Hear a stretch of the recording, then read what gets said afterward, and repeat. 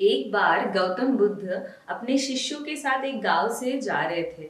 तो जैसे ही वो जा रहे थे तभी बीच में एक आदमी आता है पेड़ के पीछे से। वो जोर जोर से उन पे हंसते रहता है और फिर हंसता है, बहुत सारा हंसता है। फिर भी शिष्य जो है उनका ध्यान उस पर जाता है, लेकिन गौतम बुद्ध उस पर ध्यान नहीं देते हैं।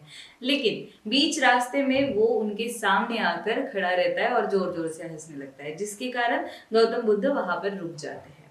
फिर क्या होता है कि गौतम बुद्ध कुछ भी रिएक्ट नहीं करते हैं, कुछ भी नहीं बोलते हैं, जिसके कारण वो आदमी जो है वो उनके बारे में भला बुरा कहता है। उसे लगता है कि अगर मैं कुछ भला बुरा कह दूं तो जिसके कारण गौतम बुद्ध जो है वो कुछ बोल सकते हैं, लेकिन कुछ बोलते ही नहीं है वो। तब उनमें से एक शिष्य जो था गौतम बुद्ध का, वो आके बोलता है कि आप उसे क्यों कुछ नहीं बोल रहे हैं, क्योंकि वो इतना कुछ भला बुरा आपके बारे में कह रहा है, तो कुछ तो बोलिए। उस पर भी गौतम बुद्ध सिर्फ मुस्कुराते हैं और कुछ भी नहीं बोलते हैं। तब वो जो शिष्य है वो अपने अपने जगह पर जाके खड़ा हो जाता है।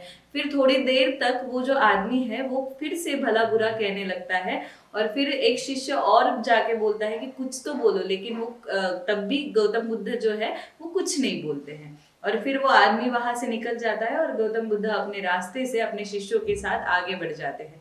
तब बाद में थोड़ी देर बाद उनका एक शिष्य उनसे पूछता है कि आपने उस आदमी को कुछ क्यों नहीं कहा, ये मुझे कुछ समझा नहीं, आप मुझे बताइए। तब गौतम बुद्ध कहते हैं, तुम्हें कोई इंसान तोहफा देता है और वो तोहफा तुम्हें नहीं लेना है, तुम नहीं लेते हो, तो क्या वो तोहफा किसके पास रहता है?